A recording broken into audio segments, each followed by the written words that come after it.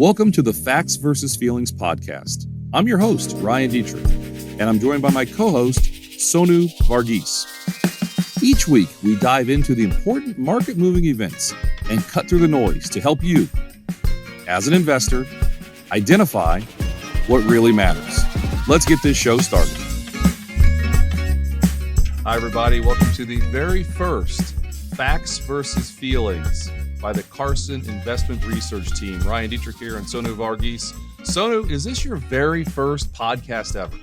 It is. And it's a thrill to be really doing this with you. So I'm really excited for everything that's to come.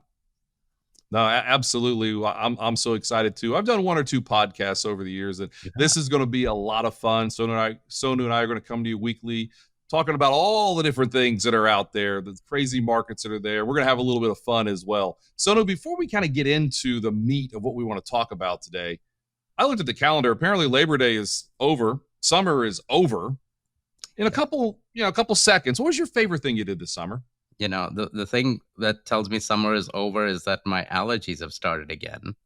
So as we go into the fall, so there you go. But, my favorite thing this summer, wow, it feels like it's all related to the kids because so I have 5-year-old twins and they learned to bike and to swim this summer, and we took them to Disney. So I think all in all three of those were up there. What about you? Yeah, that's good. Now, a couple vacations, living down in the Carolinas. We did a trip to the beach and a trip up in the mountains. I think those are the highlights. But working with you has been another highlight. So let's just get into it. So, facts versus feelings. We kicked it around. I think it's a really cool name. What does that mean to you? Goodness, I think, and we have to differentiate this. It's not facts with a fiction, right? Which I think what most people are used to hearing. Mm-hmm. Oh, is this a fact or is this fiction, right? But feelings, I think it comes down to, like, you and I, we look at markets and the economy all the time. And what's it made of? It's made of people, right? And people have feelings. I was just writing a blog post on the consumer confidence index, consumer confidence going up as gas prices, fall. And look, the Federal Reserve pays a lot of attention to consumer confidence. Why? Because, it gives them a gauge of how consumers are feeling about the economy. It's not really just, incomes went up or something else went down, and then that's a fact, right? I mean, you go to Wall Street and ask 10 different economists or market strategists about, here's data point A, here's data point B. What do you make of it? You'll get 10 different answers, right, Ryan? I'm sure you've seen that in the past. No, exactly. I mean, to me, facts versus feelings is neat because clearly we are in tune with people's feelings. We're dealing with people's money, their livelihoods. It matters. But we like to look at facts as well, right? What really matters. You turn on TV. And the first thing I want to bring up here, Neel Kashkari recently came out, and he almost, if I can say this correctly, was cheering the stock market reaction to the weakness that we had around the Jackson Hole symposium when Fed chairperson Powell came off a little bit more hawkish. Tell me, is the Fed supposed to cheer a market sell-off? I've never really heard this before. No, would be, especially considering how many people have 401ks and, how many people invest in the markets, you would think not. But should we tell people who Kashkari is in the first place? I think most people have probably heard of Jerome Powell, the chair of the Federal Reserve. And so Kashkari is the head of the Minneapolis, Federal Reserve Board over there. And so there are 12 different regional Fed boards, right? And there's the FOMC committee, which votes on raising interest rates or reducing them. So Kashkari is one of the members of the overall FOMC, except that he doesn't have a vote this year, which is interesting, actually. So only 4 of the regional Fed governors actually have a vote on the FOMC committee. So, but they all get to say, put out projections on, what they think GDP will do this year, what they think in economy and inflation and unemployment and all of that stuff how that will behave, right? So Kashkari comes out, I think, was it last week, Ryan, that he comes out and says, I was looking for his exact language there, and he says, after the Fed policy meeting in July, he wasn't excited about the market reaction. If you remember, markets were up and markets stayed up, right? Whereas then he went on to say, but I was kind of happy after Chair Jerome Powell's speech in Jackson Hole that, and what was he happy about? Basically, he didn't explicitly say it, but it was, more or less spelled out that markets fell 3% on that Friday of Jerome Powell's speech, right? And I think it gets to the point of what the Fed is trying to do. They're trying to tighten financial conditions, right? I think it gets to that. And markets falling, equity markets falling, credit spreads rising, which means the rate of borrowing for companies rising. That's all leading to tightness in the financial conditions, and that's how they see that the transmission mechanism really of how their policies work themselves into the real economy. Yeah, no, absolutely. I think it's kind of interesting. Like you said, Kashkari is not a voting member. So he's out there kind of talking what he's seeing. Yet he doesn't get to vote on things. The other thing, I think he's just up in Minnesota and he's just kind of maybe cold most of the year, kind of miserable. Just, the other thing gets me is if you had told me a year ago, if I hear the words Neil Kashkari, I think Dove. Now all of a sudden he's a hawk. So that just kind of shows the swing that we're seeing out there. Speaking of swings, you mentioned July, right? Stocks gained 9% in July, one of the biggest monthly gains we've ever seen. Of course, it was one of the worst starts to a year ever. But now here we are in August and September. Well, we're in September, but August historically is volatile and weak. September is like the worst month of the year on average since 1950, the worst the last 10 years, the worst the last 20 years. Oh, and by the way, when you're weak coming into this seasonally weak month, you can actually have even more weakness. So I'm usually a glass half full type of guy. But I guess, my question to you, Sonu, is, we know that this September could be kind of rocky. Why in the world is September such a, volatile or even, let's say, outright bearish month sometimes? Do you have a couple theories there? I mean, I was going to ask you that question, really. I mean, I know you've done a lot of work looking at this, but, there's always Jackson Hole is, the big Fed confab that they have up in Wyoming. The Kansas City Fed puts it together. There's always something major happening around there. And, sometimes it's on what we call like the dovish side, right? Like 2 years ago, they changed, the way they approach policy.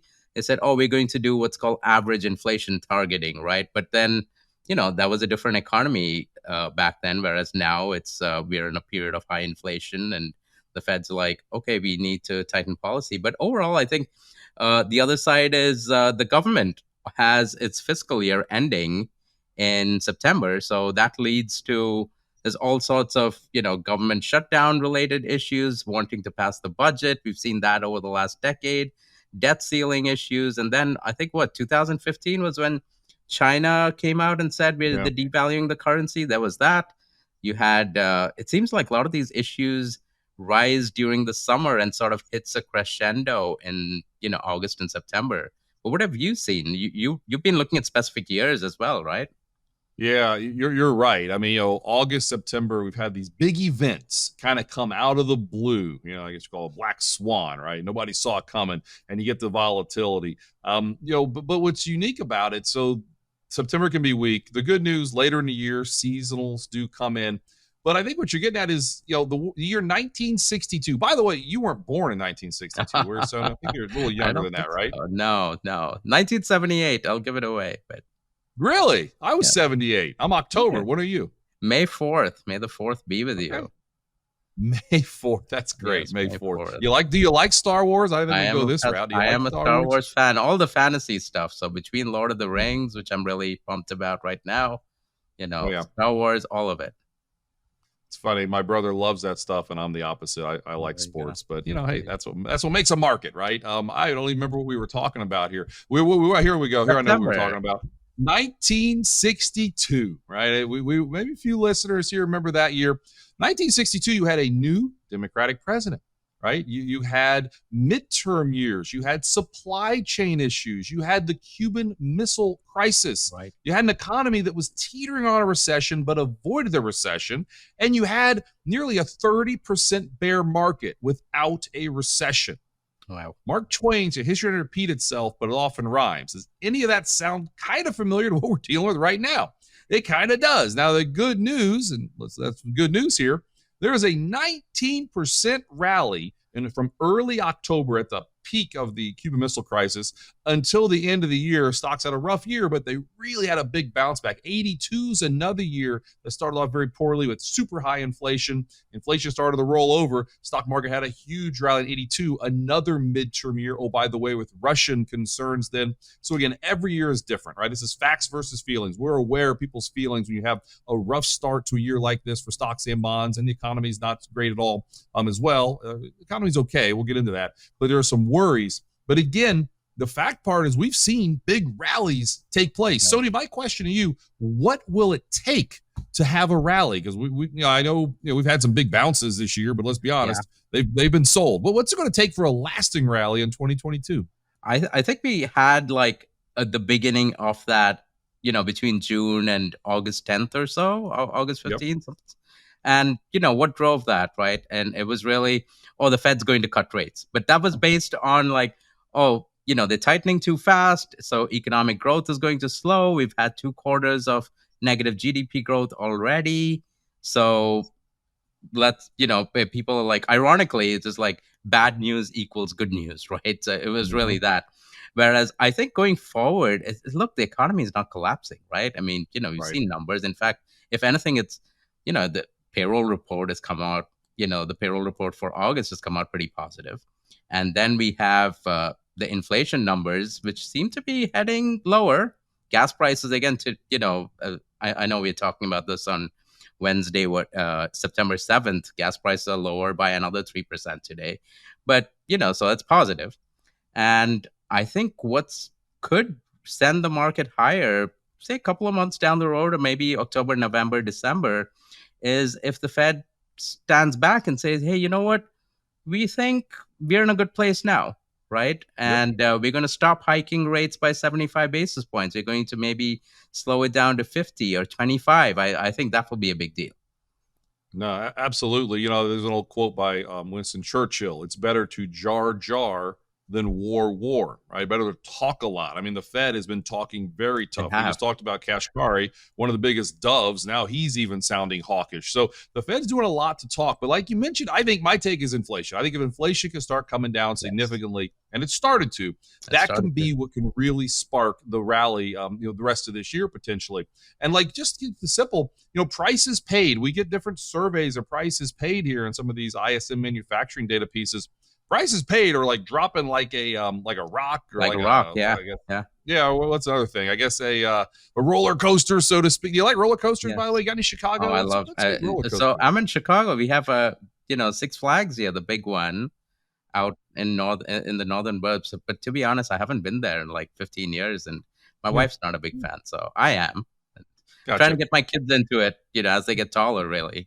She probably doesn't like the stock market either if she doesn't like ups and downs. I think, But anyway, you look at all these different things that are taking place here, and if inflation comes back and prices paid keeps coming down, I think those are some positives. I mean, Sonu, we've seen this before, though, right? It's like Lucy and the football with Charlie Brown. We've been saying, I've seen this for 2 years. Oh, inflation's coming back. And then we have a China shutdown. Then we have another variant. And then you have Russia and Ukraine, right? Oh, yeah, Russia, Ukraine. Yeah, how could I forget? I mean, but if we can avoid those, do you feel pretty comfortable saying inflation indeed has peaked and maybe it comes down sooner, you think, here? I know. I've been trying to say this for a year, and, Lucy's really taking the football away, right? But no, I think so. I think, supply chains have been healing. Like when we talk about prices paid, right? These are prices paid by businesses for all the goods they use to produce stuff, right? So, and prices for that have come down in a big way. So we think that's improving. And I think a big piece of it is also, so 2 big pieces of the economy, especially in the US is, we talk about consumer spending, but, on the other side of it's really housing, right? Housing is really falling off a cliff. I mean, housing's just off, right? And we've seen that in GDP numbers, and you'll probably see that in Q3, the third quarter GDP numbers when it comes out. But the other side is, especially when you get to supply chains, all of that, there's been a big bottleneck in auto production, right? I think anyone who's probably dealt with buying or selling a car has probably experienced that over the last 2 years. The prices for used cars going up, and even new cars, or you go to a dealer and there's no inventory, right? but I think production is coming back now, and I think that's going to be a big positive. If anything, that's probably going to drive the economy in the second half of this year, and we probably need that because something has to buffer all the negative stuff from housing. And so Mhm. I think autos is a big one that I'm watching, like how much production comes back. Now you think about a car. A car is like a computer on four wheels anymore, with all the Yeah, totally. semiconductor shutdowns and lockdowns. That's really impacted auto industry. I don't Yeah. think any industry has been hit harder by what's happened with the shutdowns and the pandemic. Um, Have you bought a car recently or sold one? no. So I haven't. I've had a Volvo for a while that I'm not really a fan of. So maybe I should, but no, I have. My wife was telling me the other day, she's like, you know what? I need a new car. I looked, she got a new car like 15 months ago. I'm like, no, you probably don't need a new car quite yet. I mean, let's keep the I know car for used 2 car years here. prices are coming down, but I Yes. don't know about new cars yet, but I think that's going to feed into new cars within a few months. Mhm.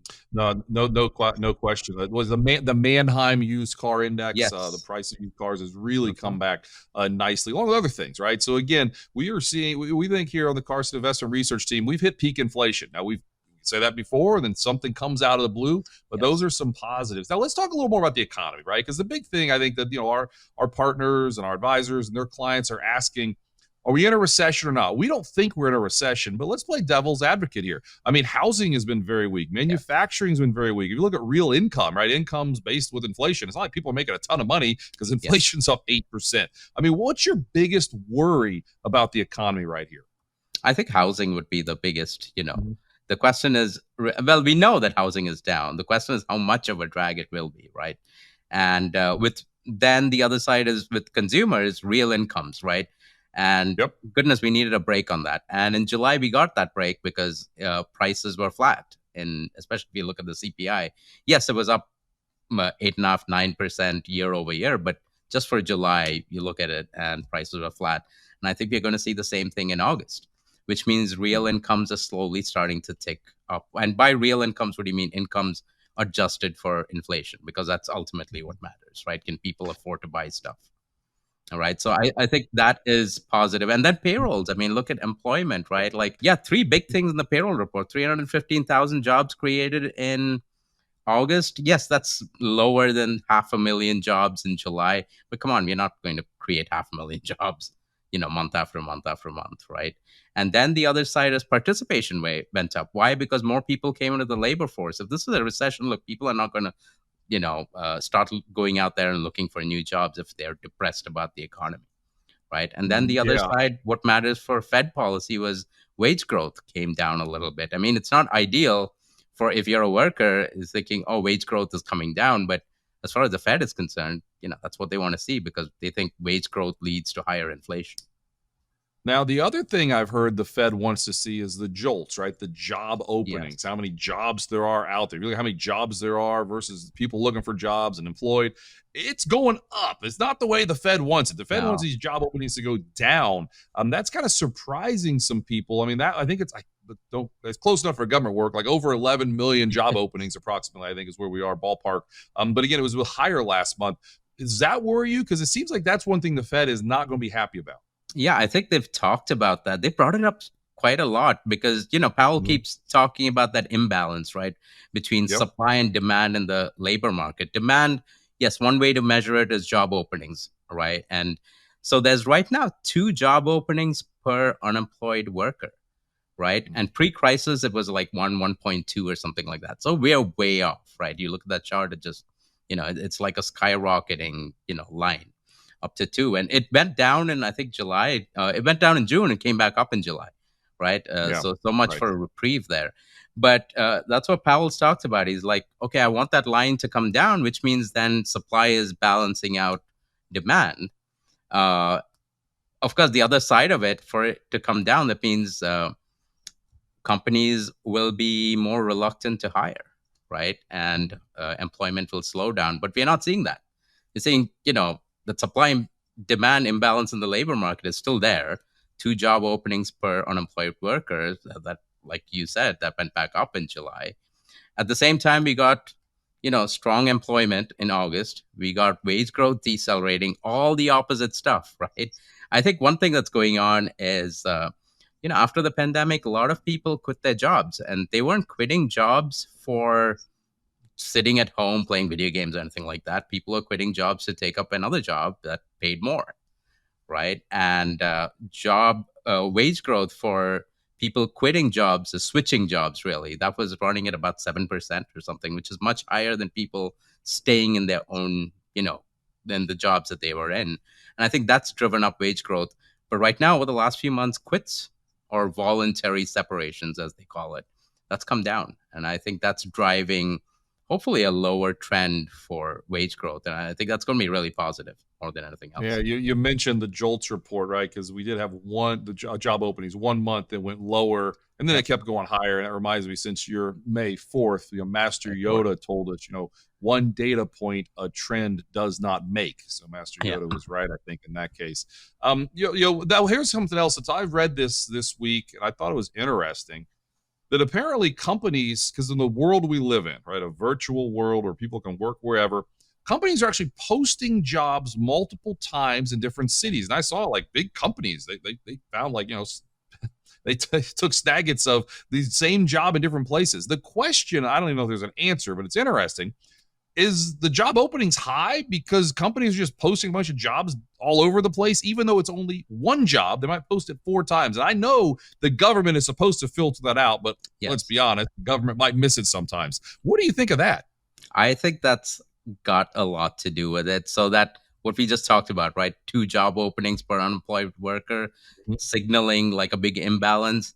I don't think it's quite telling us what we think it's telling us. Speaking of feelings and facts versus Yep. feelings, right? Exactly to your point. I mean, I think it's much look because of technology. It's much easier to post vacancies, right? You put it in ZipRecruiter, you put it on Indeed, LinkedIn, everywhere, right? Yeah. And a lot of times, I think what 40 to 45% of hires are done within companies that don't post any vacancies. Like so that's another side of it too. So, and I think that's a big piece of, why we think the job market may not, that imbalance between labor, supply and demand may not be as bad as, the Fed thinks it is, for one thing. Absolutely. So we've got a couple more minutes here. We call this facts versus feelings. So I want to ask you something, Sonu, you didn't see coming. I want you to tell me if it's true or not. All right. So here we All go. right. Ozzy Osbourne is going to play at halftime of the first NFL game this year. Oh, really? Okay. No, is it true or not? I'm asking you. Oh, okay. Wow. No, no. It's true. You're kidding. I was shocked. I mean, by the time some people listen to this, it should have already happened. But by the time I recorded, Ozzy Osbourne, the Prince of Darkness, is actually playing at halftime. I was That's like, oh my funny. goodness. And then I there's feel some like other. the NFL, the Yeah. NFL goes in cycles too, right? Yep. Because at least looking at who plays at the Super Bowl, at one time they were catering to the boomers, and then like Yep. you and I are with Gen X, and Yep. it seems Yep. like that's getting to millennials maybe. So Mhm. Aussie kind of, going the other way here. I mean, Yeah, I always said let the millennials and the boomers duke it out, and Gen X, we're yes, just there you go. quietly kind of do our thing and kind of take over eventually. Let them fight about it a little bit. So with a Absolutely. couple minutes to go, what's on your radar here? Or what should investors maybe and listeners of the podcast be aware of over the next couple of weeks that could, I already talked about it. September can be volatile, so that's what I'm going to add. Just it can be volatile for whatever reason, so buckle And up. getting to exactly that, right? The last Ryan, you wrote about this, the last 2 weeks, 20 days of September can be even worse.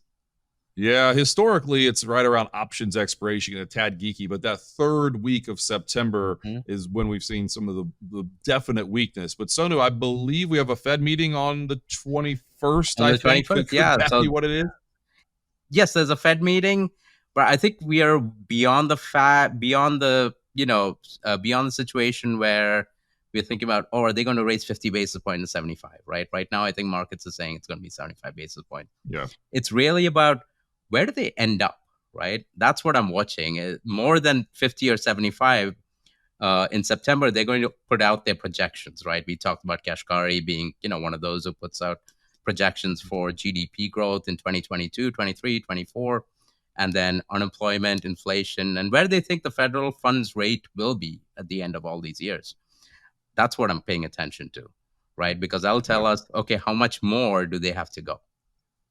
Yeah, that's clearly very important. We're going to talk about that every week, going forward. What's also exciting for us here at the Carson Group, or the entire team, we're going out to Las Vegas next week for the Excel conference, which is a huge financial conference we're putting on. So you and I, Sonu, if all goes well, we will do this live from Las Vegas next week. Now, do you ever been to Vegas? Is Vegas your type of town, or are you not a Vegas guy? I was in Vegas last year for Excel, and then during grad school, in the summer, we used to drive out to Vegas every summer, but we used to go through the Grand Canyon as well. So that was we used to combine a few things there, as you can imagine. What about you? You've been to Vegas? Yeah, the last time I was I used to go a lot when I was younger, I guess. But the last time I think I was in Vegas was in 2005, and I got engaged.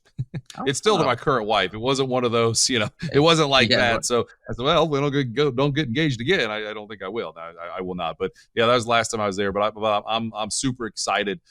Being relatively new to the Carson Group and the team here. That's going to be fun. But to get out there with our partners and just have a lot of fun and get to know everybody and just show how we are going to continue to build one of the best financial institutions and best financial partners that are out there, and continue to build and help our partners grow is what makes it so exciting. So Absolutely. Sonu, any final comments from you, and then I'll bring us home? No, I think, a lot more things to come, right, from us. I think that's what I'm excited about, just from within our Carson Investment Research team, and then the broader group as well. Mm-hmm. No, amen to that. This was this was the very first Facts versus Feelings with Ryan and Sonu. We'll have some different people joining periodically, but it'll mainly be Sonu and I on here. So hopefully everyone enjoyed this. This was our first one, so cut us a little slack. Hopefully if it wasn't hit a few bumps or so, but we're going to keep doing this and make it the very best financial podcast we possibly can. So with all that, we'll be in Vegas next week. We'll see everybody then. Thank you. Thank you, Ryan.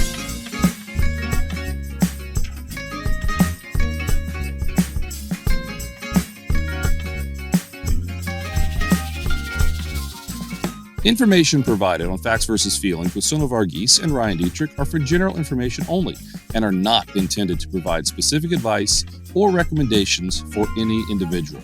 The statements and opinions of show guests may not be reflective of CWM LLC or its affiliates. Past performance is no guarantee of future results. All indices are unmanaged and may not be invested in directly. Investing involves risk, including possible loss of principal. No strategy assures success or protects against loss. To determine what may be appropriate for you, consult with your attorney, accountant, financial or tax advisor prior to investing. Guests on Facts versus Feelings are not affiliated with CWM LLC.